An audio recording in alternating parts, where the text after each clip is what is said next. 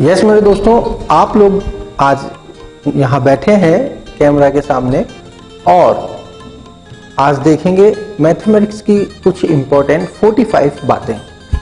ये टॉपिक क्या है? ये टॉपिक है जब हम मैथ्स पढ़ते हैं क्लास 6, 7, 8, 9, 10, जब हम कोई भी क्लास में पढ़ते हैं तो कुछ टॉपिक्स हमें समझ में नहीं आते। वो टॉपिक समझ में क्यों नहीं आते, क्या उसके पीछे रीजन है? उसके पीछे रीजन ये है कि आपको कहा जाए कि भाई ब्रैकेट ओपन कीजिए, फार्मूला लिखिए, फ्रैक्शंस को ऐड कीजिए, तो ये छोटी छोटी बातें आपको नहीं आती हैं, कई बार मिस हो जाती हैं, तो टॉपिक हमारे से क्लियर नहीं हो पाता। तो हमने क्या किया, छोटी छोटी बातों को लेकर 45 बातें मैथमेटिक्स की आपको बताई। उन बातों को आप अभी देखिए। प्रोजेक्टर रूम में आकर प्रोजेक्टर के सामने बैठकर अपने आप को बोरियत महसूस करते हैं कि करेंगे क्या चलकर।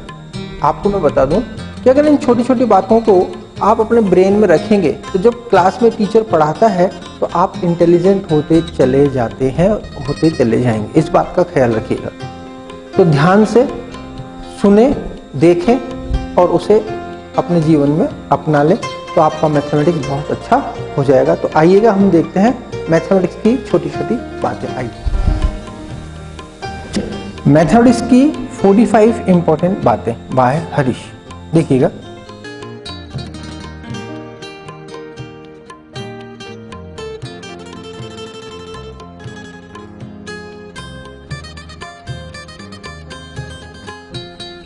नंबर पर आइए। 1 ग्राम, अगर 1 ग्राम है इसका मतलब है 1000 मिलीग्राम्स। 1000 ग्राम्स, अगर 1000 ग्राम तोला जाए, 1000 ग्राम 1000 ग्राम्स मतलब 1 kg। 1 kg की जगह अगर 100 kg देखा जाए, 100 kg गेहूं की एक जो बोरी आती है ना, बैग, वो 100 kg का होता है, जिसको हम बोलते हैं 1 क्विंटल। अगर 1 क्विंटल की जगह 10 क्विंटल बोला जाए, 10 क्विंटल बोला जाए, 10 क्विंटल, तो वो हो जाता 1 टन। मतलब गेहूं की अगर 10 बोरी को एक साथ रख दिया जाए तो 1 टन। इसका मतलब होता है 1 ton equal to 1000 kg। 1000 kg। 20 second, 22वीं बात देखो। 1 सेंटीमीटर इक्वल टू 10 मिलीमीटर। एक स्केल देखिए आपने, ये 0, ये 1 सेंटीमीटर, ये 2 सेंटीमीटर, ये 3 सेंटीमीटर। तो 1 सेंटीमीटर के बीच में जो छोटी छोटी लाइन होती है मिलीमीटर को शो करती है। तो 1 centimetre equal to 10 millimetre. 1000 metres, अगर 1000 मीटर्स को देखा जाए इक्वल टू 1 किलोमीटर। 100 सेंटीमीटर्स, अगर 100 सेंटीमीटर्स को एक बार देखा जाए, लंबाई देखी जाए, equal to 1 metre. Okay, 1 metre की जगह अगर 1000 मीटर्स, 1 मीटर को 1000 बार देखा जाए, 1000 मीटर्स इक्वल टू 1 किलोमीटर। अगर कोई कहता है मैं 1 किलोमीटर चलकर आया हूं, तो आप कह सकते 1000 मीटर चले हो क्या आप? Okay, next.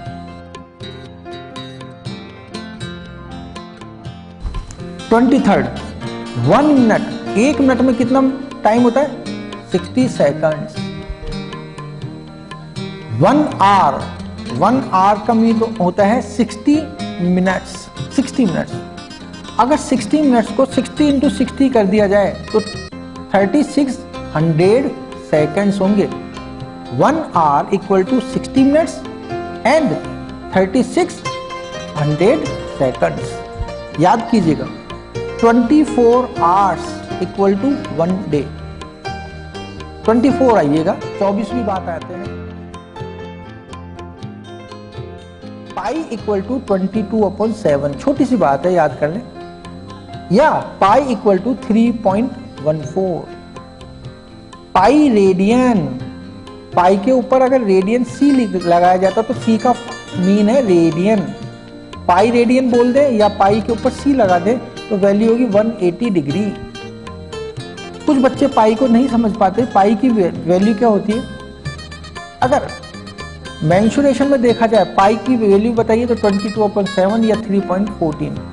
लेकिन पाई रेडियन बताइए तो पाई रेडियन का मतलब है एंगल पूछता है 180 डिग्री।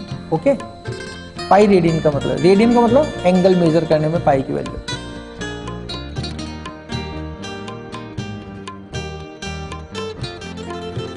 25वीं बात देखो, मैंने आपको एक बात बताई है, जब हम लंबाइयां नापते हैं ना मेरे दोस्तों, तो मीटर में हमें पता होता है, मीटर से बड़ा होता है डेका मीटर, जिसे बोलते हैं डीएम। डेका मीटर से 10 गुना बड़ा होता है, 10 गुना बड़ा होता है डेकोमीटर, जिसे बोलते हैं हेक्टोमीटर, सॉरी हेक्टोमीटर बेटा, हेक्टोमीटर बोलते हैं, जिसे बोलते हैं एचएम। और हेक्टोमीटर से 10 गुना बड़ा होता है किलोमीटर। तो आपने देखा मीटर से बड़ा डेकामीटर से बड़ा हेक्टोमीटर से बड़ा किलोमीटर। अच्छी बात है। आइएगा, अगर मीटर से छोटा देखें तो मीटर से छोटा होता है डेसीमीटर, जिसे बोलते हैं डीएम। डेसीमीटर से भी छोटा होता है सेंटीमीटर, जिसे बोलते हैं सीएम। और सेंटीमीटर से भी छोटा होता है मिलीमीटर, जिसे बोलते हैं एमएम। मैं आपको फिर बता दूं, लंबाइयों को नापने में सबसे छोटी इकाई है मिलीमीटर। अगर 10 मिलीमीटर बन जाता है तो 1 सेंटीमीटर हो जाता है, और अगर 10 सेंटीमीटर मिल जाते हैं तो 1 डेसीमीटर हो जाता है। आप समझ रहे हैं?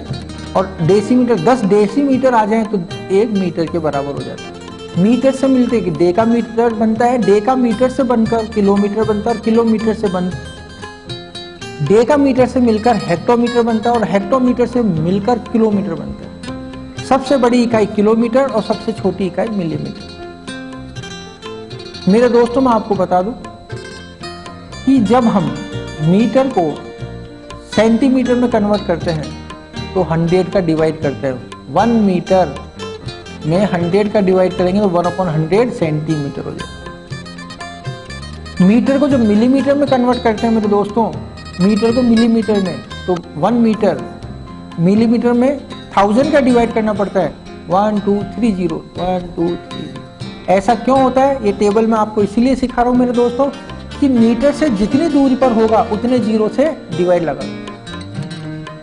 आप आइए, अगर मीटर को मैं किलोमीटर में चेंज करना चाहता हूँ, मीटर्स हैं उन्हें मैं किलोमीटर्स में चेंज करना चाहता हूँ, तो मुझे मल्टीप्लाई करना पड़ेगा। आगे आइए, मैं आपको डिटेल में बाद में समझाऊंगा। अगर हम नापते हैं लिक्विड्स को, LIQUID, लिक्विड्स यानी द्रव को जब हम नापते हैं, पानी, दूध, तेल, तो हमें लीटर का यूज करना पड़ता है। कुछ बच्चे बोलते हैं 2 किलो दूध, मैं बोलता हूँ 2 लीटर दूध। लीटर आप जानते हैं, इसलिए मैं लीटर पे पॉइंट आउट कर रहा हूँ। लीटर से छोटा होता है डेसीलीटर, डेसीलीटर से 10 टाइम छोटा होता है सेंटीलीटर, CL, और सेंटीलीटर से छोटा होता है मिलीलीटर। Okay, millilitre. अगर मैं बोलता हूं 5000 मिलीलीटर, तो मैं बोलूंगा 5000 मिलीलीटर, लीटर को बोलूंगा 5 लीटर। क्यों? देखिएगा, इधर देखिएगा, 5000 मिलीलीटर, ये सबसे छोटी इकाई है। अगर मुझे इसे लीटर में कन्वर्ट करना है तो मैं क्या करूंगा? 1000 का डिवाइड करूंगा और मेरे पास आ जाएगा 5 लीटर। आप समझ गए होंगे। देखिएगा, जब हम किसी छोटी इकाई को बड़ी इकाई में कन्वर्ट करते हैं तो डिवाइड करना पड़ता है। ठीक है, जब हम किसी छोटी इकाई को बड़ी इकाई में कन्वर्ट करते हैं तो डिवाइड करना पड़ता है। जैसे 5000 मिलीलीटर था, मिलीलीटर को जब लीटर में कन्वर्ट करेंगे तो 1 2 3 3 जीरो का डिवाइड कर देंगे। अगर सेंटीलीटर होता, सपोज करना सेंटीलीटर होता, मैं कहता कि 5000 सेंटीलीटर। ओके, अब आपको इसको लीटर में कन्वर्ट करना है, तो मेरे दोस्तों देखो, 5000 सेंटीलीटर को लीटर में कन्वर्ट करना है, तो सेंटीलीटर लीटर से कितना दूरी पर है? यस, 2 जीरो का डिवाइड लगा, तो 50 लीटर आ जाएगा। क्या आ जाएगा? 50 litre. 5000 centilitre equal to 50 litre. Litre से बड़ी डिजिट है डेकालीटर, डेकालीटर से बड़ी डिजिट है हेक्टोमीटर, हेक्टोलीटर से बड़ा है किलोलीटर। आप शायद समझ गए होंगे। किलोलीटर, मैंने कहा मेरे पास 7 किलोलीटर दूध है। कितना किलोलीटर दूध है? 7 किलोलीटर। मैंने कहा इसको लीटर में कन्वर्ट करो, तो 7 इंटू, अगर मुझे लीटर में कन्वर्ट करना है मेरे दोस्तों, बड़ी इकाई को मैं छोटी इकाई में कन्वर्ट करना चाह रहा हूँ। किलो लीटर बड़ी इकाई है, इसको छोटी इकाई में कन्वर्ट करूंगा तो मल्टीप्लाई करना पड़ेगा 1 2 3 0 से। 1 लगा के 1 2 3 0 से मल्टीप्लाई करूंगा तो आप जानती हैं 3 0 लगा दीजिएगा और 7 बना 7, तो 7000 लीटर मेरे पास दूध है। अब 7000 लीटर कोई बोल देता है या कोई 7 किलो लीटर बोलता है तो दोनों बातें सेम हो जाएंगी। मैं आपको फिर बता दूं, बड़ी इकाई को जब छोटी इकाई में बदलते हैं तो मल्टीप्लाई करना पड़ता है, ठीक है। छोटी इकाइयों को जब बड़ी इकाइयों में बदला जाता है तो डिवाइड करना पड़ता है 0 का। अब कौन कितने 0 लेने पड़ेंगे, तो यह टेबल मैंने इसलिए बताई है कि आपको डिस्टेंस मालूम पड़ जाए। और मेरे दोस्तों, जब नापने की जगह तोलने की बात है, तोलना, वे, WEIGH, वे यानी तोलना होता है। तोलते हैं ना, भारी वस्तुओं को तोला जाता है, वस्तुओं को तोला जाता है। तो सबसे बीच की जो इकाई है वो है ग्राम, सबसे छोटी इकाई है मिलीग्राम और सबसे बड़ी इकाई है किलोग्राम। आप कहते हैं 1 किलो, 2 किलो, 3 किलो, तो ये ग्राम है, किलो तोलने के लिए यूज करते हैं। देखिए, ग्राम, छोटी इकाई डेसीग्राम, उससे छोटी इकाई सेंटीग्राम और उससे छोटी इकाई मिलीग्राम। ग्राम से ऊपर आ जाए तो डेकाग्राम, डेकाग्राम से ऊपर हेक्टोग्राम और हेक्टोग्राम से बड़ा किलोग्राम। और वही बात है, जब आप 1000 ग्राम वस्तु खरीदते हैं, 1000 ग्राम्स, तो 1000 ग्राम्स को अक्सर लोग कहते हैं 1 किलोग्राम। क्यों कहते हैं? क्योंकि देखिएगा 1 2 3 3 जीरो के बाद किलोग्राम आ रहा है तो हम क्या करेंगे, 1000 का डिवाइड कर देंगे और 1000 से 1000 कट गया 1 टाइम, तो 1 किलोग्राम। आपको मैंने बताया था कि जब हम छोटी इकाई को बड़ी इकाई में कन्वर्ट करते हैं तो डिवाइड करते हैं, तो आपने देखा होगा 1000 ग्राम्स में हमने 1 2 3 1000 का डिवाइड किया तो 1 किलोग्राम आ। लेकिन मेरे दोस्तों, अगर किलोग्राम को मैं मिलीग्राम में कन्वर्ट करना चाहूँ, किलोग्राम को मिलीग्राम में कन्वर्ट करना चाहूँ, तो आप क्या करोगे, 1 kilogram equal to 1 into 1 2 3 4 5 6 zero लगा दो, 1 1 2 3 4 5 6 जीरो लगा दीजिए। 1 से 1 को मल्टीप्लाई 1 और ये 6 जीरो, तो देख रहे हैं 10 लाख मिलीग्राम हो जाएगा। तो बहुत आसान हो जाता है, टेबल अगर आपको याद हो तो कन्वर्सेशन। Okay, next. ट्वेंटी 26 जो हमने अभी टेबल सीखा उसी से रिलेटेड है। स्मॉल यूनिट्स को ग्रेटर यूनिट्स में बदलने के लिए डिवाइड किया जाता है। जैसे 100 सेंटीमीटर है, इसे मीटर में कन्वर्ट करना है तो आप क्या करेंगे, 100 सेंटीमीटर में 100 का डिवाइड करेंगे और 1 मीटर आ जाएगा। 120 सेकंड्स है, 120 सेकंड्स, और मैंने अभी आपको बताया था इन्हें मिनट्स में बदलना है। तो रिलेटेड नंबर क्या है, 60 सेकंड्स इक्वल टू 1 मिनट, तो 60 का डिवाइड कर दो, तो 60 डिवाइडेड बाय 120 डिवाइडेड बाय 60, 0 से 0 गया 6 वर्ड, तो 2 मिनट्स आ गया। 5000 मीटर, इसे किलोमीटर में कन्वर्ट करना है। तो मेरे दोस्तों, आपको देखा होगा मीटर के बाद किलोमीटर 3 जीरो के बाद था, 3 स्थानों के बाद था, तो हमने क्या किया, 5000 मीटर्स, 5000 डिवाइडेड बाय 1000 तो क्या 5 किलोमीटर है। आसान, मतलब फिर समझ लो कि छोटे यूनिट्स को जब बड़े यूनिट्स में बदला जाता है तो डिवाइड किया जाता है। सर डिवाइड किसका किया जाता है, मैंने कहा ना रिलेटेड नंबर्स का। जो टेबल से बनाइए, ग्रेटर यूनिट्स को, बड़े यूनिट्स को जब छोटे यूनिट्स में कन्वर्ट किया जाता है, बदला जाता है, तो रिलेटेड डिजिट से मल्टीप्लाई करते हैं। देखिएगा 2 साल 2 ईयर्स को हमें बदलना किसमें, डेज में बदलना है। तो आप जानते हैं ना 1 साल में कितने दिन होते हैं, 1 साल में होते हैं 365 दिन। तो 365 हमारे पास रिलेटेड डिजिट है। ईयर्स और डेज में क्या रिलेशन है, 1 ईयर इक्वल टू 365 डेज, तो आपको मल्टीप्लाई करना है और छोटी डिजिट में बदल जाएगा। 2 साल बराबर 2 इंटू 365, 365 को 2 से मल्टीप्लाई करेंगे तो 730 डेज आ जाएगा। है आसान। 5 मीटर्स को कन्वर्ट करना है सेंटीमीटर में, तो मेरे दोस्तों 5 लिखो और मीटर्स के लिए कहाँ जाएंगे, 2 डिजिट आगे 2 जीरो लगा दीजिएगा, तो 500 सेंटीमीटर है। रुपीज है 8, हमें बदलना है पैसे में, तो आपको बड़ी डिजिट को जब छोटी डिजिट में बदलते हैं तो क्या करते हैं, मल्टीप्लाई करते हैं। तो आप क्या करेंगे, 100 से मल्टीप्लाई करेंगे, 8 × 100।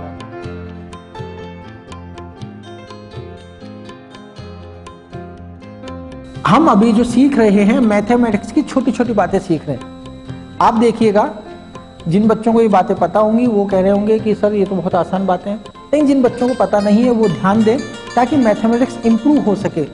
एरिया मेजर करते समय, आप जानते हैं ना, मेंसुरेशन पढ़ते हैं, एरिया निकालते हैं। एरिया मेजर करते समय यूनिट्स जो होती हैं, यूनिट्स इकाइयाँ सेंटीमीटर स्क्वायर या मीटर स्क्वायर में होती हैं, जिन्हें हम वर्ग मीटर को इंग्लिश में बोलते हैं मीटर स्क्वायर, लिखते हैं m स्क्वायर, या वर्ग सेंटीमीटर हिंदी में बोलते हैं, इंग्लिश में बोलते हैं सेंटीमीटर स्क्वायर, और लिखते हैं cm के ऊपर स्क्वायर लगा। ठीक है ना। 29 नंबर आइएगा।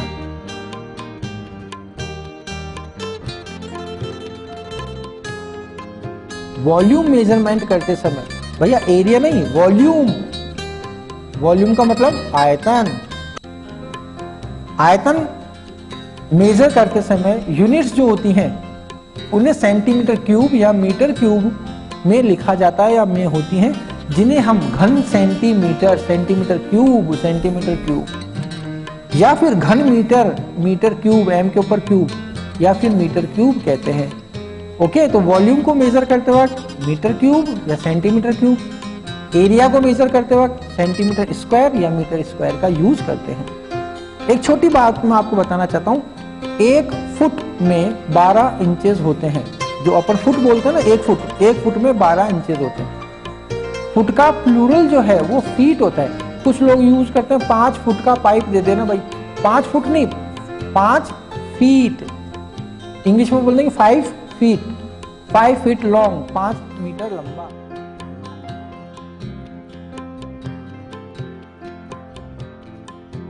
जो बातें हम कर रहे हैं, नंबर 30 पर हम पहुंच गए हैं कि 1 मीटर स्क्वायर को सेंटीमीटर स्क्वायर में कन्वर्ट करेंगे। छोटी सी बात है, लेकिन बच्चे नहीं समझ पाते। 1 मीटर स्क्वायर को सेंटीमीटर स्क्वायर में कन्वर्ट करें, तो मेरे दोस्तों मीटर को सेंटीमीटर में कन्वर्ट करने के लिए 100 से मल्टीप्लाई करते हैं, लेकिन यहाँ है मीटर स्क्वायर। तो देखो 1 मीटर स्क्वायर का मतलब होता है 1 मीटर इंटू 1 मीटर। जब मीटर 2 बार है तो एक बार मीटर के लिए 100 और दूसरी बार मीटर के लिए 100 को 100 से मल्टीप्लाई करेंगे तो 4 जीरो आ जाएंगे और ये हो जाएगा 10,000 सेंटीमीटर स्क्वायर। है आसान। 31 आइएगा, 1 किलोमीटर को डेसीमीटर में कन्वर्ट करें। मेरे पास एक क्वेश्चन आया, 1 किलोमीटर को डेसीमीटर डीएम में कन्वर्ट करें। अब अगर हमें टेबल लर्न है, टेबल याद है, तो हम क्या करेंगे, 1 किलोमीटर 1 इंटू डेसीमीटर का है, ये रहा डेसीमीटर, है ना, किलोमीटर का है, ये रहा किलोमीटर। तो किलोमीटर से डेसीमीटर कितना दूर है, 1 2 3 4, तो कितने जीरो लगा देंगे, 4 जीरो लगा देंगे। और मैंने कहा था ना, बड़ी इकाई को छोटी इकाई में बदलते हैं तो मल्टीप्लाई करते हैं। शायद आपको समझ में आ रहा होगा। 1 किलोमीटर को जब डेसीमीटर में कन्वर्ट करना है तो आप क्या करेंगे, 1 2 3 4, 4 स्थान दूरी पर जीरो लगा देंगे, तो 4 जीरो लगा देंगे तो 10,000 डेसीमीटर हो जाए। है आसान। ओके, यही स्थानों का खेल है।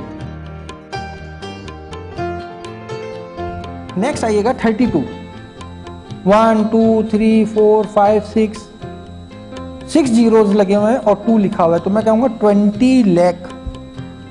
20 लाख सेंटीमीटर क्यूब को मीटर क्यूब में कन्वर्ट करें। तो मेरे दोस्तों, मैंने आपको बताया ना, सेंटीमीटर को मीटर में कन्वर्ट करने के लिए डिवाइड करना पड़ेगा, और 1 मीटर इक्वल टू 100 सेंटीमीटर होता है, ये रिलेशन है इसमें।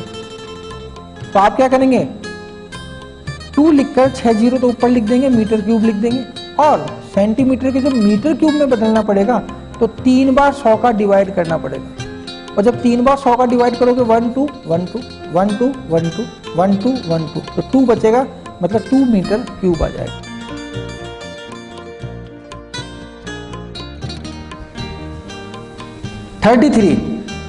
हमारा टॉपिक अभी चल रहा है मैथमेटिक्स की छोटी छोटी बातें। √2 √2, √2 √2, 2 लिख दीजिए, √3 लिख दीजिए। क्यों लिखते हैं, बस ऐसा होता है, लिख दीजिए। तो बच्चा कहता है सर फिर 5 को तो मैं √5 × √5 लिख सकता हूं। मैंने कहा लिख दीजिएगा, लेकिन √2 × √5 करेंगे तो क्या करेंगे, रूट लगाकर 2 × 5 10 लिखना पड़ेगा। ऐसा होता है। देखो एग्जांपल, √a, जब दो संख्याएं एक जैसी हो और उनको मल्टीप्लाई किया जाए, ऊपर अंडर लग रहा हो, तो आपको लिखना है a। ऐसा होता है। बच्चे ने कहा सर ऐसा क्यों होता है? ऐसा इसलिए होता है मेरे दोस्तों, x √, x अंडर। इधर देखो, x अंडर का मतलब होता है पावर हाफ। तो पावर हाफ और पावर हाफ ऐड होगी, हाफ और हाफ 1, तो x की पावर 1 होगा, वैल्यू x आ जाएगा। तो √x × x, ऐसा कभी भी दिखाई दे आप ऐसा लिख देंगे। इसके लिए मैंने एक एग्जांपल नीचे लिया है। देखो, एक बार बच्चा कंफ्यूज हो जाता है, x + y, दो ब्रैकेट एक जैसे दिखाई दे रहे हैं और अंडर लग रहा है, तो आप क्या करेंगे, x + y का होल स्क्वायर होता है, तो इसका मतलब x + y ही वैल्यू आएगी। ऐसा क्यों होता है, याद कर लीजिए। 1 + x² अंडर। बच्चा कहता है सर 1 + x² ही लिख दो ना, ऐसा नहीं होगा। 1 प्लस, क्योंकि 1 के ऊपर स्क्वायर अलग है नहीं है और x² अलग है, तो 1 + x² अंडर है, तो 1 + x² अंडर ही आएगा। और गौर कीजिएगा, 1 + x का होल स्क्वायर और फिर अंडर लग रहा है, तो ये स्क्वायर हट जाता है और x + 1 हमारे पास रिजल्ट आएगा। ध्यान दीजिएगा इस बात का, एक बार फिर देख लें। अंडर x² है तो वैल्यू x आ जाएगी, लेकिन अंडर 1 + x² है तो वैल्यू x नहीं आएगी। नेक्स्ट आइएगा, एक और देखिएगा, अंडर 6। तो अंडर 6 का गुणनखंड कीजिए, 6 के गुणनखंड कीजिए 2 × 3, और अंडर 2 को सेपरेट लिखिए, अंडर 2 × अंडर 3। ऐसा हम लिख सकते हैं और लिखना चाहिए। ऐसा होता है, क्यों होता है टीचर बताएगा, मैं आपको छोटी छोटी बातें बता रहा हूँ। कभी ऐसी प्रॉब्लम आए तो ऐसा होता है, याद रखें। Number 34,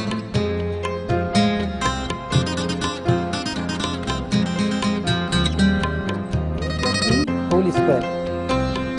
a + b whole square मतलब ये ब्रैकेट 2 बार मल्टीप्लाई हो रहा है, a + b और a + b। इस तरह लिख सकते हैं।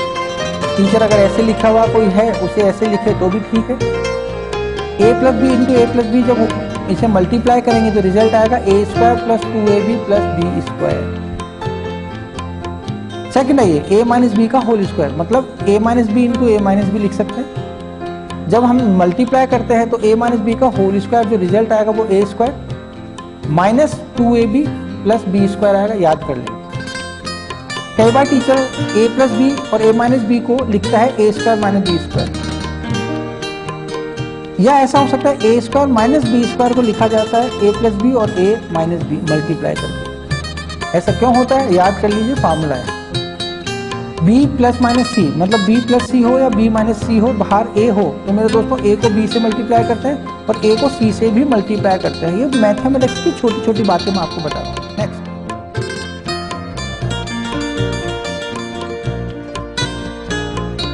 नंबर 35 आइए, स्क्वायर नंबर्स।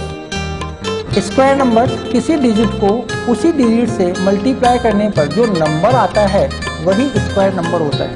देखिएगा, 3 × 3 9, तो 9 इज अ स्क्वायर नंबर, किसका, 3 का स्क्वायर है।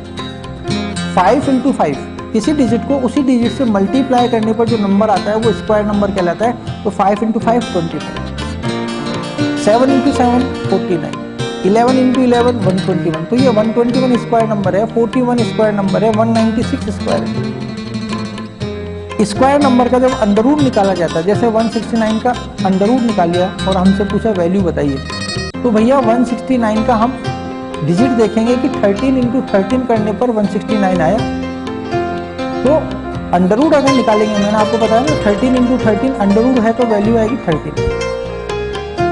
जैसे 25 का अगर हम अंडर रूट निकालें, 25 का अंडर रूट, तो 25 वैल्यू किसकी है, 5 × 5 की। तो 5 × 5 का मतलब 5 की पावर 2 अंडर रूट, और आप जानते हैं 2 से अंडर रूट हट जाता है 5 आ जाएगा। है आसान? चलिए,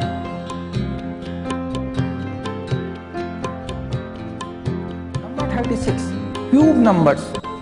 किसी डिजिट को उसी डिजिट से 3 टाइम मल्टीप्लाई करें 3 time 3 into 3 into 3, 4 into 4 into 4, 3 time, तो जो नंबर आएगा वही क्यूब नंबर होता है। जैसे 2 इंटू 2 इंटू 2, तो 2 को हमने आपस में 3 टाइम मल्टीप्लाई किया ना, इसको हम 2 की पावर 3 भी लिख सकते हैं, 2 की पावर 1, 2 की पावर 1, 2 की पावर 1, तो 2 की पावर 3, और जब मल्टीप्लाई करेंगे 2 2 4, 4 2 8, तो 8 भी आ गया, तो 2 की पावर 3 इक्वल टू 8, तो जो 8 है वो क्यूब नंबर है, 8 क्यूब नंबर है, किसका है? 2 का क्यूब है। 3 इंटू 3 इंटू 3, 3 की पावर 3, तो कितना है? 27, 27 एक क्यूब नंबर है, किसका है? 3 का क्यूब है। 5 इंटू 5 इंटू 5, 5 की पावर 3, तो ये शेप में तो क्यूब है, लेकिन वैल्यू क्या है? 125, तो 125 किसका क्यूब हुआ? 5 का। 13 इंटू 13 इंटू 13, 13 की पावर 3, वैल्यू 2197, ये किसका क्यूब है? 13 का। तो मेरे दोस्तों आपको मैं बताऊं, क्यूब का साइन क्या होता है? स्क्वायर का साइन, बीच में गोद में 3 लगा दो तो ये क्यूब का साइन हो जाता है, और अगर क्यूब का साइन लगा के 8 लिख दिया जाए, तो मेरे दोस्तों मुझे वो डिजिट चाहिए जो जिस डिजिट का ये क्यूब है, तो वो मैं कहूँगा 2। इसी तरह 2197 का क्यूब बताइए, तो वो क्यूब है 13। 27 का क्यूब बताइए, क्यूब रूट बताइए, तो क्यूब रूट है 3, और 3 का क्यूब क्या है? 27।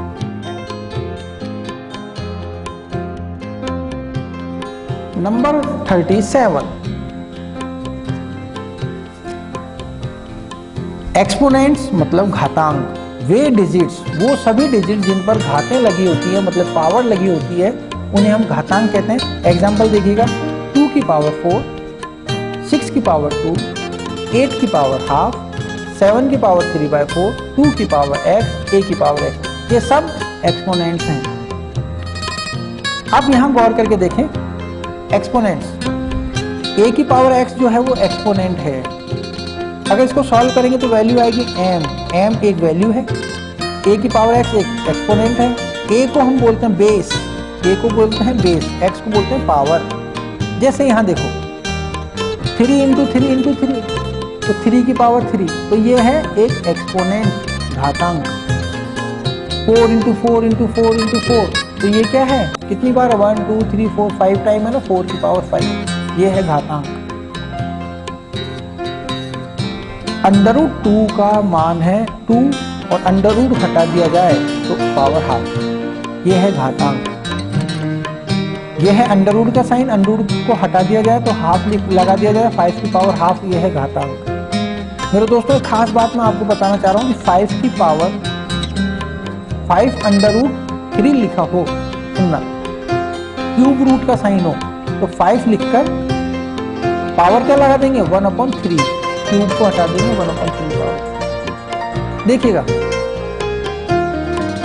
अंडररूट का साइन है, और ब्रैकेट में क्या लिखा है? गोद में क्या बैठा हुआ है? 4 बैठा हुआ है, 4 है ना यहाँ पर, और ये 10 है, तो इसको लिखने का तरीका 10 की पावर 1/4, इस गोद में जो लिखा हुआ है उसको 1/4 लिख देते हैं, ऐसा तरीका होता है। जैसे अंडररूट का साइन है, गोद में क्या बैठा हुआ है? 3 बैठा हुआ है, तो आप क्या करेंगे? 6 into 9, 6 into 9 equal to power क्या लगा देंगे? 1/3।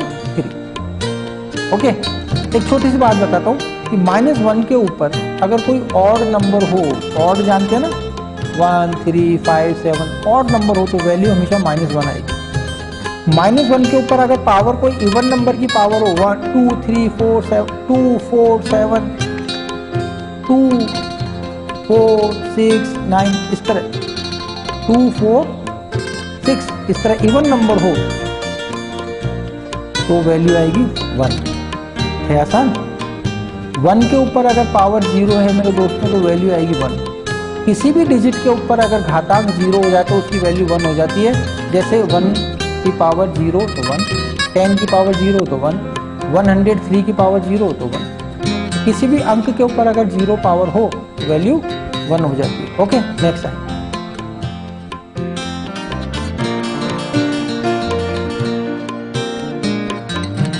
नंबर 38। आइए, किसी भी डिजिट में डिवाइडेड बाय 0, किसी भी डिजिट में अगर 0 का डिवाइड किया जाता है मेरे दोस्तों तो इनफाइनाइट रिजल्ट आता है, अनंत रिजल्ट आता है।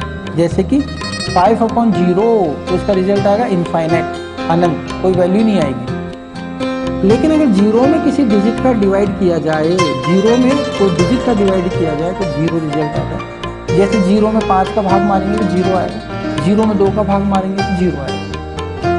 ओके, किसी भी एक्सपोनेंट मतलब घातांक में पावर अगर जीरो होगी तो पूरे एक्सपोनेंट की वैल्यू 1 हो जाती है। जैसे a की पावर 0 तो वैल्यू 1, 100 की पावर 0 तो वैल्यू 1, 2 की पावर 0 तो वैल्यू 1। एक तरीका और बता देता हूं मैं आपको, अंडर रूट एक्स, मतलब x के ऊपर अंडर रूट का साइन हो तो इसका मतलब है x के ऊपर पावर हाफ लगा दे।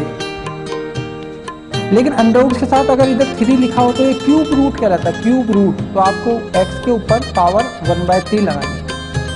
इसी तरह मैं आपको बताऊं, x की पावर m है और अंडर रूट का साइन लगा के n यहाँ लिखा हुआ है, तो आपको क्या करना पड़ेगा, x की पावर m लिखना पड़ेगा और 1/n यहाँ पावर लगानी पड़ेगी। और आप जानते हैं जब घात के ऊपर घात यानी पावर के ऊपर पावर होती है, पावर मल्टीप्लाई हो जाती है, तो x की power m into 1/n multiply करेंगे तो m/n आएगा। ओके ओके यस मेरे दोस्तों, देख आपको ये बातें देखते देखते बोरियत महसूस होने लगी होगी, मैं जानता हूँ, लेकिन जो बच्चा इंटरेस्ट लेकर मैथ्स इंप्रूव करना चाहता है वो इन बातों को केवल देखे और अपने ध्यान में रखे। जब आपको मैथ्स पढ़ाने वाले टीचर्स मैथ्स पढ़ाएंगे और ये छोटी छोटी बातें जब वो कहेंगे आपको तो आता है, आपने अभी तक सीखा नहीं क्या, आपने जूनियर क्लासेस में क्या किया था, और हम चुपचाप बैठ जाते हैं, तो आपको चुपचाप नहीं बैठना है। आपको ये सोच लेना है कि हमने प्रोजेक्टर क्लासेस में ये छोटी छोटी बातें सीख ली हैं, हमें टीचर के द्वारा बताए गए सम्स इजी गोइंग में करने हैं। कोई प्रॉब्लम है फिर भी तो आप अपने टीचर से पूछ सकते हैं। तो इन बातों को हम आगे बढ़ाते हैं।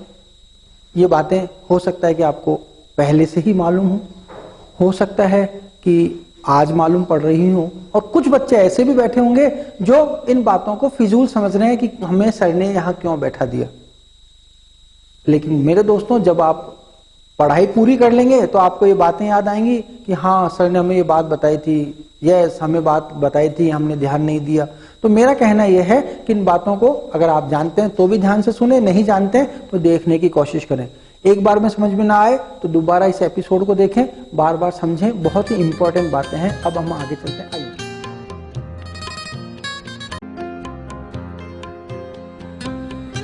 देखिएगा, घातांकों के नियम है number 39, law of indices, law of indices बोल देंगे। पहला नियम क्या है, 39 नंबर पर पहला नियम है a into A into A into A. जब हम a को कई बार मल्टीप्लाई करते हैं, मैं कहता हूं n बार मल्टीप्लाई करते हैं, तो जितनी बार मल्टीप्लाई करते हैं उसको पावर के रूप में लिख दिया जाता है a की पावर n। अगर a को 4 बार ही मल्टीप्लाई करता तो a की पावर 4 लिख देता मैं, और a को मैं n बार मल्टीप्लाई करता हूं तो a की पावर n लिख दिया मैंने, है आसान। दूसरा नियम, a की पावर m गुणा a की पावर n। अगर आधार समान है तो पावर क्या होंगी, प्लस हो जाएंगी a की पावर m प्लस n। तीसरी बात, a की power m divided by a की पावर n। अगर मेरे दोस्तों आधार समान है तो घातों में डिवाइड लगता है, m डिवाइडेड बाय n। अब आप कहेंगे कैसे, तो मैं कहूँगा a की पावर 7 डिवाइडेड बाय a की पावर 4, तो रिजल्ट आएगा a की पावर 7 में से 4 माइनस हो जाएगा तो a की पावर 3 आ जाएगा। ये डिवाइड नहीं, ये माइनस का साइन है। क्या हो जाएगा, a की power m divided by a की पावर n। तो आप क्या करेंगे, a की पावर m माइनस a की power m minus n, minus करेंगे, डिवाइड नहीं करेंगे। पावर्स को माइनस कर दी जाती है डिवाइड में। ओके, एक बार फिर समझ ले, a की power m divided by a की पावर n, तो a की power m minus n, powers को माइनस कर दिया जाता है। मल्टीप्लाई होगा तो पावर प्लस हो जाएगी। चौथी बात आओ, a की power m upon power n, power के ऊपर पावर होती है तो पावर हमेशा मल्टीप्लाई हो जाती है, तो a की power m into n। Number 5 हो, बहुत सारी डिजिट्स अंदर हैं, a into B into C into D into dot dot dot dot, और पावर m लग रही है। तो मेरे दोस्तों इस पावर को प्रत्येक डिजिट पर अलग अलग लगाना पड़ेगा, a की पावर m, एक b की पावर m, c की पावर m, और आगे जो भी आएगी उसके ऊपर m। नंबर 6 आइए, a upon b, power m है तो मेरे दोस्तों जो पावर m है ना वो a के ऊपर भी लगेगा, वो पावर b के ऊपर भी लगेगा, तो a की पावर m b की पावर m। नंबर 7 देखिएगा, कई बार टीचर क्या करता है 1/a की पावर m है, इस a की पावर m को ऊपर ले आता है और लिख देता है a की पावर -m। बच्चा देखता ही रह जाता है। ऐसा इसलिए हुआ क्योंकि 1 तो यहाँ है, जब घातांक न्यूमरेटर डिनोमिनेटर से न्यूमरेटर में आएगा तो पावर माइनस हो जाएगी, तो माइनस पावर लिख दिया, और 1 को जब a की पावर m से मल्टीप्लाई किया तो a की पावर -m है। इसी तरह अगर पावर माइनस की होती तो ऊपर आके पावर प्लस हो जाती है, तो 1/a की पावर -m अगर है तो ऊपर आकर a पावर +m हो जाएगी। ये नियम है, इन्हें याद कर लीजिए। ऐसा क्यों होता है वो आपके टीचर्स बता देंगे। लॉगरिथमिक्स आइएगा, लॉग में अगर आप इंटरेस्ट रखते हैं तो log m इंटू n होता है, तो रूल होता है log m plus log n। m into n 2 digits को प्लस लगा के log में लिख दिया जाता है। a है, यहाँ बेस a लिख दिया। मैं आपको समझाने की कोशिश करूँ कि log 6 है तो आप लिखेंगे log 2 इंटू 3, और 2 इंटू 3 में log 2 प्लस log 3 आप अलग अलग लिख सकते हैं। दो संख्याएं मल्टीप्लाई हो रही हैं, लॉग लग रहा है, तो आप क्या करें लॉग से दोनों संख्याओं को प्लस करके अलग अलग कर दें, log m plus log n। Second आइए log m/n, अगर दो संख्याओं में 2 डिजिट्स में डिवाइड लग रहा है तो आप माइनस का साइन लगा के log से उन्हें सेपरेट कर सकते हैं, log m minus log n। Multiply में प्लस करते हैं और डिवाइड में माइनस करके सेपरेट करते हैं। थर्ड आइए log m की पावर n, तो मेरे दोस्तों अगर दो संख्याएं डिजिट्स के रूप में लिखी हुई हैं तो आप क्या करेंगे उस पावर को log के आगे लाके मल्टीप्लाई कर देंगे, तो n इंटू log m, यह हमारा आंसर होगा। देखिएगा log 1 की वैल्यू हमेशा 0 होती है, log 0 की वैल्यू हमेशा इनफाइनाइट होती है, log 10 की वैल्यू हमेशा 1 होती है। ये ऐसा होता क्यों है, जब हम 10 के बेस पर log पढ़ते हैं ना, log बेस क्या है 10, तो वैल्यू 10 है तो हम बोलेंगे 1। मतलब यहाँ समझिए log a और बेस a, तो वैल्यू क्या आएगी हमेशा 1 आएगी। यदि आपसे कोई पूछता है log 50 बेस भी 50 है वैल्यू बताइए, तो आपको log टेबल नहीं देखनी, आप सीधा बोलेंगे 50 और बेस भी 50 तो वैल्यू आएगी 1। है आसान। चलिएगा नेक्स्ट चलते हैं, एक बार और देखते हैं चलते चलते। log इनफाइनाइट की वैल्यू हमेशा इनफाइनाइट ही होती, log 0 की वैल्यू माइनस इनफाइनाइट होती। ओके, नंबर 40 देखो, ये छोटी बातें हैं मैथमेटिक्स की, लेकिन बहुत बड़ी बातें हो जाती हैं अगर समझ में नहीं आए तो। मैं आपको एक घड़ी का डायल दिखा रहा हूँ, घड़ी घड़ी का एक डायल दिखा रहा हूँ, उसमें आपको 3 सुइयां दिखाई दे रही होंगी। एक तो दिखाई दे रही है गुलाबी कलर की, एक नीले कलर की और एक रेड कलर की, आपको 3 सुइयां दिखाई दे रही होंगी, दिखाई दे रही। जो सबसे बड़ी सुई है वो सेकंड की सुई होती है, सेकंड की। जो नीले कलर की सुई दिखा रहा हूँ वो है मिनट्स की सुई, और रेड कलर की सुई है आवर्स की, यानी घंटे की सुई। आप अगर कभी घड़ी के डायल को देखें तो देखिएगा यहाँ 12, 1, 2, 3, 4, 5, 6, 7, 8, 9, 10, 11 और वापस यहाँ 12 लिखा होता है। हम 0 से शुरू करते हैं।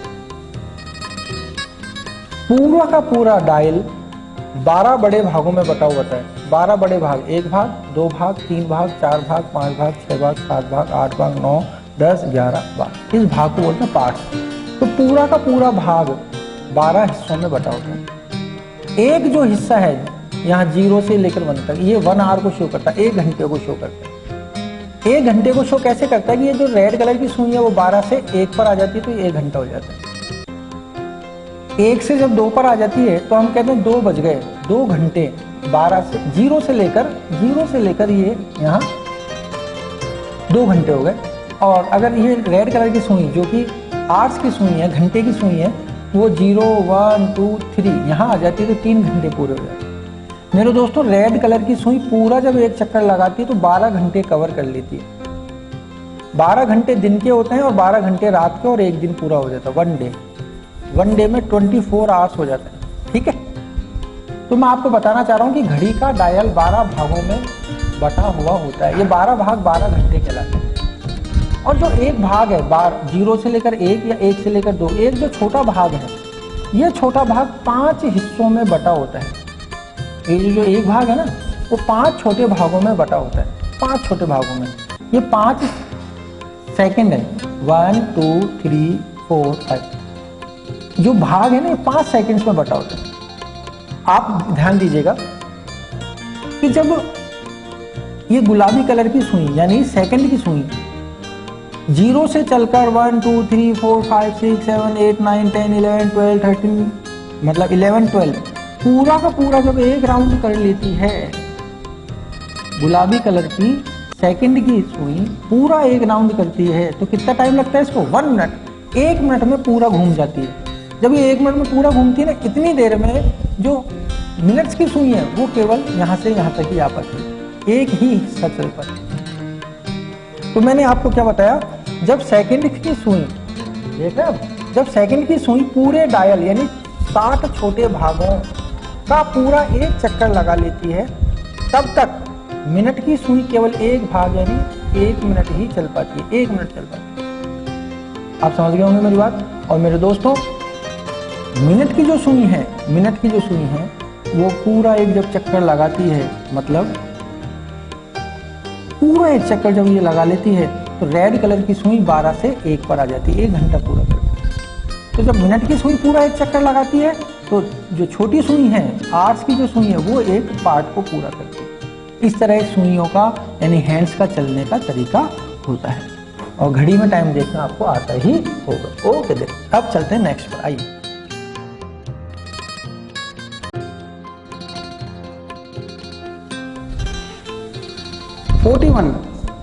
मैं आपको 41 में वॉच में टाइम देखना बता रहा हूं। आप एक बात का ध्यान रखें, इट इज 7:15।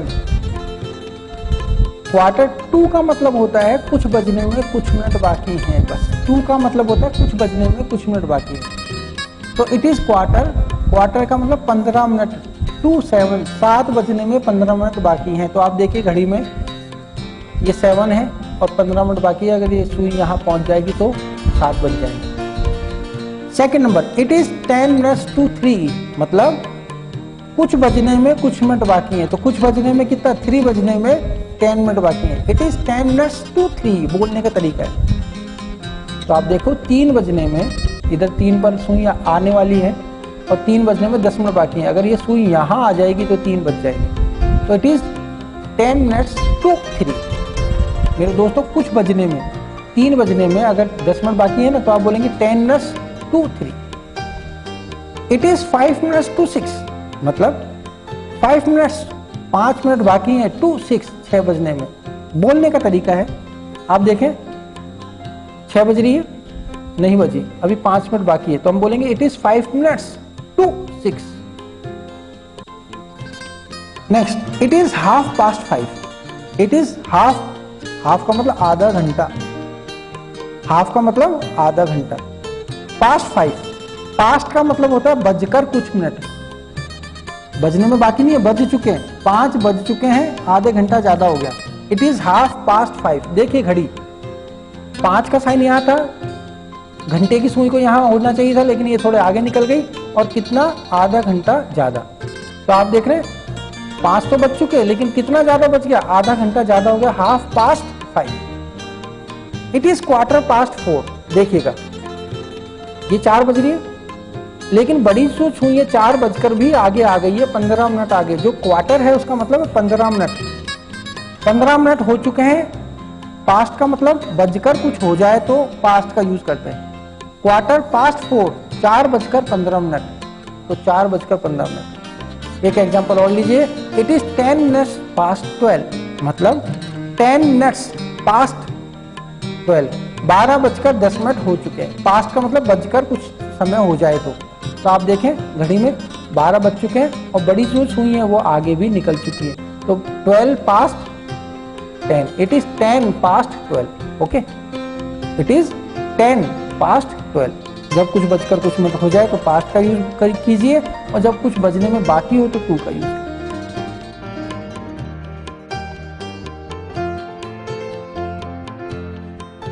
दोस्तों, गणित की छोटी छोटी बातों में बोर्ड मास भी समझाना जरूरी है। BODMAS बोर्ड मास रूल, हिंदी में बोले बोर्ड मास का नियम।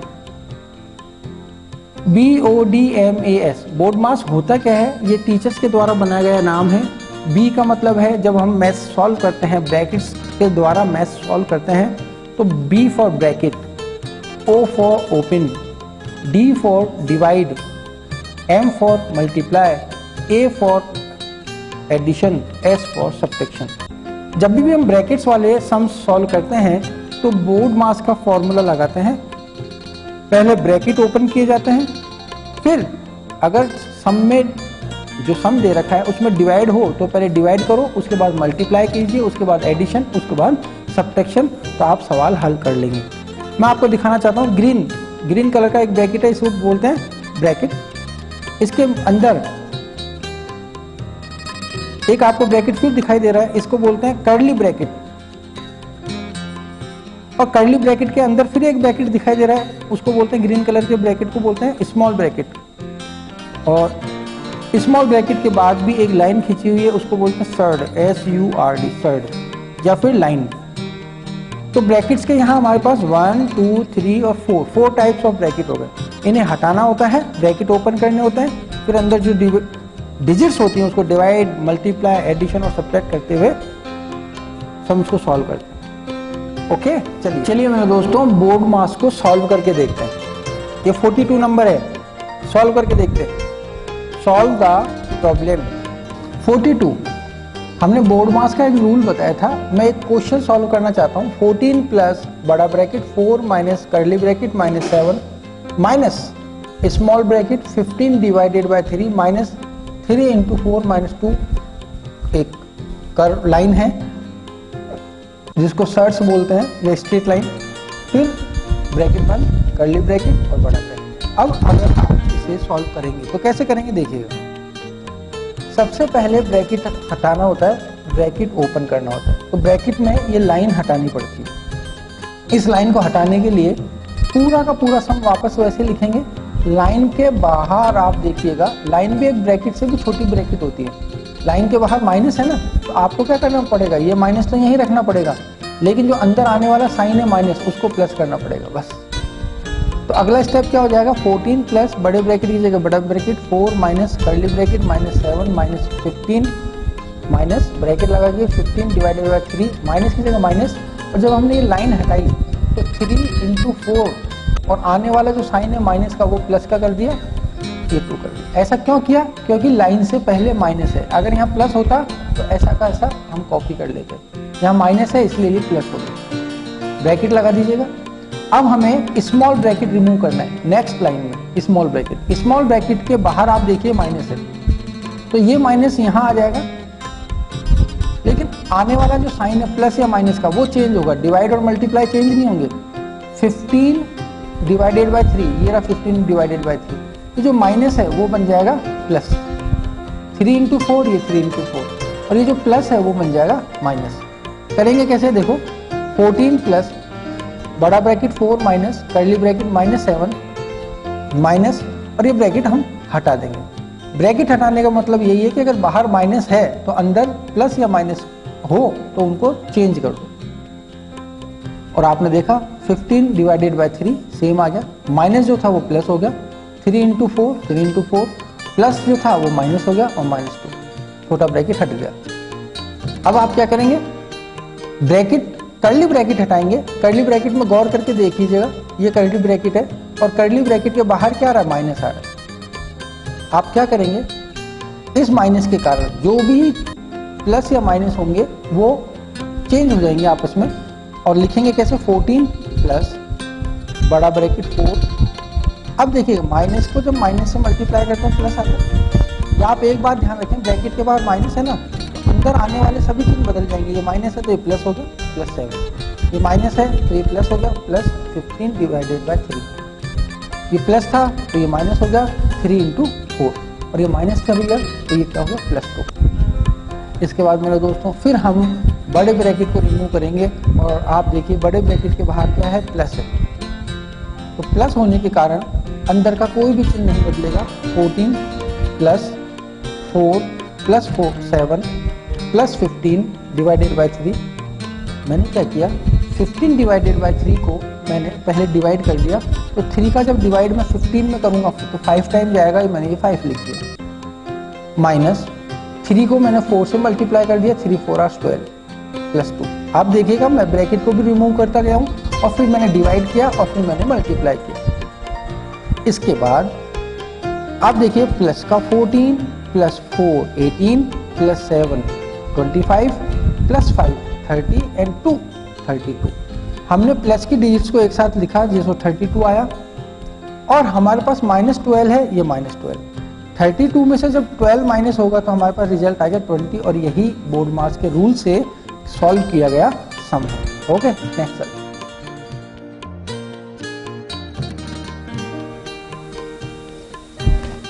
नेक्स्ट आइए मेरे दोस्तों 43 नंबर। मैं एंगल्स के बारे में बताना चाहूँगा। ये छोटी छोटी बातें मैं आपको मैथ्स के बारे में बता रहा हूँ। मैं 10th और 12th या 9th और 8th के बच्चों को नहीं पढ़ा रहा हूँ। छोटी छोटी बातें जो हमें मैथमेटिक्स में पता होनी चाहिए। एंगल्स को हिंदी में बोलते हैं कोण। अगर आप गौर करके देखें OAB या BOA, ये एक एंगल है। O वर्टेक्स पॉइंट होता है, OA और OB इसके दो हैंड्स हैं। ये दोनों हाथों से जो AOB बना, इस शेप को हम कोण कहते हैं। OA एक साइड हो गई, OB दूसरी साइड हो गई, O वर्टेक्स पॉइंट हो गई। आइएगा एंगल्स। राइट एंगल क्या होता है? 90 डिग्री के एंगल को हम राइट एंगल कहते हैं। AOB 90 डिग्री है या RQP ये 90 डिग्री। सेकंड आइए एक्यूट एंगल 0 डिग्री से तो बड़ा होना चाहिए और 90 डिग्री से छोटा होना चाहिए। 0 डिग्री से बड़ा होना चाहिए और 90 डिग्री से छोटा। जो भी एंगल होगा वो एक्यूट होगा। RQP this is acute, LMN this is acute. 60 degree है, एक्यूट एंगल है क्योंकि 0 डिग्री से बड़ा है और 90 डिग्री से छोटा। ऑब्ट्यूस एंगल वो एंगल होते हैं जो 90 डिग्री से बड़े होते हैं, 90 डिग्री से ज़्यादा। ये 90 डिग्री इससे ज़्यादा है ये एंगल NML कितने डिग्री का? 110 का। हम इसको ऑब्ट्यूस एंगल कहेंगे। ABC ये कितने डिग्री का एंगल है? 115 का। 90 डिग्री से तो ज़्यादा ही है ना, और 180 से कम है, तो ये कितने डिग्री का? 115 डिग्री का एंगल कहलाया obtuse angle. Straight angle 180 degree के एंगल को हम स्ट्रेट एंगल कहते हैं। फिफ्थ रिफ्लेक्स एंगल का मतलब होता है अधिक कोण। 180 से अगर बड़ा एंगल है तो जब जो भी एंगल 180 से बड़ा होगा वो रिफ्लेक्स एंगल कहलाएगा। XYZ is a reflex angle. Number 6 supplementary angles क्या होते हैं? सप्लीमेंट्री एंगल्स वो होते हैं जिन 2 एंगल्स को जोड़ा जाए। जब 2 एंगल्स को ऐड किया जाए तो उनका सम 180 आना चाहिए। तो आप देखें 60 का सप्लीमेंट्री है 120 और 120 का सप्लीमेंट्री है 60 डिग्री। तो ये दोनों एंगल एक दूसरे के सप्लीमेंट्री हुए। क्यों? क्योंकि एक दूसरे को जब ऐड करते हैं तो सम कितना आता है? 180। एक एग्जांपल और है 100 डिग्री और 80 डिग्री, इन दोनों को ऐड किया जाए तो 180 आ गया। 180 डिग्री जो है वो एक सप्लीमेंट्री एंगल होता है। ओके,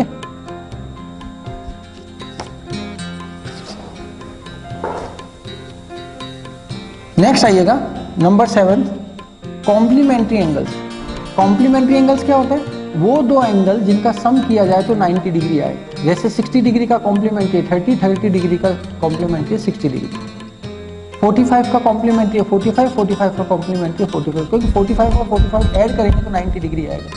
2 कोणों का योग अगर 90 डिग्री होता है तो वो कोण संपूरक कोण कहलाता है। पूरक कोण कहलाता है। तो कोण क्या कहलाता है? पूरक कोण, जिसे कॉम्प्लीमेंट्री एंगल्स कहते हैं। नंबर 8 एडजेसेंट एंगल वो एंगल होते हैं जिनमें वन साइड कॉमन होती है। LMP PMN ये 2 एंगल है हमारे पास, LMP और PMN। दोनों एंगल्स में MP जो साइड है वो कॉमन साइड है, तो ये एंगल्स एडजेसेंट एंगल होते हैं। करस्पॉन्डिंग एंगल क्या होता है बेटा? PQ और RS, ये 2 लाइन्स ड्रॉ की, LM थर्ड लाइन ड्रॉ की। ये जो तिर्यक रेखा है, ट्रांसवर्सल लाइन है, इसको देखें तो हम ये गुलाबी कलर और गुलाबी कलर देख रहे हैं, ये एंगल्स क्या कहलाएंगे? कॉरस्पॉन्डिंग एंगल्स कहलाएंगे। ये ग्रीन कलर देख रहे हैं आप, LAP LBR LAP LBR, ये जो ग्रीन कलर के एंगल हैं वो कॉरस्पॉन्डिंग एंगल है। ये एंगल और ये एंगल कॉरस्पॉन्डिंग एंगल है, ये एंगल और ये एंगल कॉरस्पॉन्डिंग एंगल है। इस एंगल को नाम से बोले PNM, RBM, ये दोनं corresponding angle. Vertically opposite angle क्या होता है? जब टू लाइन्स एक दूसरे को कट करती हैं तो LOR ये वाला, MOS ये वाला, ये दोनों वर्टिकली अपोजिट इसलिए हैं क्योंकि अपोजिट तो है और इनका वर्टेक्स एक ही है। LOS, ROM, ये क्या है? Vertically opposite angles. Alternate angles, alternate angle जानते हैं? जब टू लाइंस को थर्ड लाइन बाइसेक्ट करती है, इंटरसेक्ट करती है, दो लाइनों को जब तीसरी लाइन काटती है तो जेड के शेप में APM, APQD, ये जो जेड के शेप में एंगल बना है APQ, PQZ, PQD, तो ये जो एंगल्स हैं ये कौन से एंगल हुए? Alternate angle. इधर देखो BPQ ये वाला एंगल और PQC ये वाला एंगल, ये भी एंगल कौन सा हुआ? जेड के शेप में अल्टरनेट एंगल। आप गौर कीजिए ABC, DCB, ये दोनों एंगल कौन से होंगे? ये दोनों angle alternate angles. Okay. Interior angles, interior का मतलब है आंतरिक। आंतरिक कोण क्या होते हैं? अब देखिए RS और PQ दो पैरेलल लाइन है, AB लाइन ने इसको कट किया। मैं कहना चाहूंगा कि 1 2 3 4 ये जो एंगल्स बने ना, अंदर की तरफ जो एंगल बने ये इंटीरियर एंगल है। एक्सटीरियर एंगल क्या होंगे? ये टू लाइन्स हैं, ये थर्ड लाइन ने इसको बाइसेक्ट किया, तो जो एंगल 1, एंगल 2, एंगल 3, एंगल 4 बाहर की तरफ जो एंगल बनते हैं उन्हें हम एक्सटीरियर एंगल कहते हैं। अगर इन्हीं एंगल को हम ट्राइंगल्स में देखते हैं तो देखो ABC, BC साइड में मैंने आगे B तक एक्सटेंड किया, बढ़ाया, तो आप देखेंगे ACD जो एंगल बना वो एक्सटीरियर एंगल, ABC ट्राइंगल, अंदर की जो तरफ जो एंगल है वो सब इंटीरियर एंगल है। आंतरिक कोण और ये बाहरी। आपको एक खास बात और बता दूं, इस बाहरी कोण का मान इन दो आंतरिक कोणों के योग के बराबर है।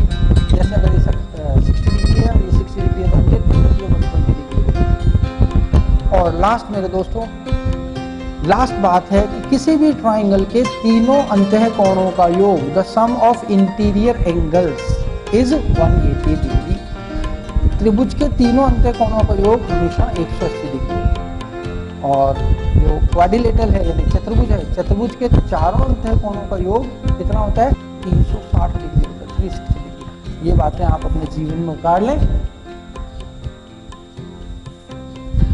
तो ये बातें आपने सुनी, इन्हें अपने जीवन में उतारें। अगर आप इसमें नहीं आया तो इस एपिसोड को वापस देखें और छोटी छोटी बातों को अपने जीवन में रखें। ये कोर्स या सिलेबस की बातें नहीं है कि आपको सिलेबस पूरा करना है। इन बातों को सीखें और इन बातों को ध्यान में रखकर ही मैथमेटिक्स पढ़ना शुरू करें। Okay, thank you.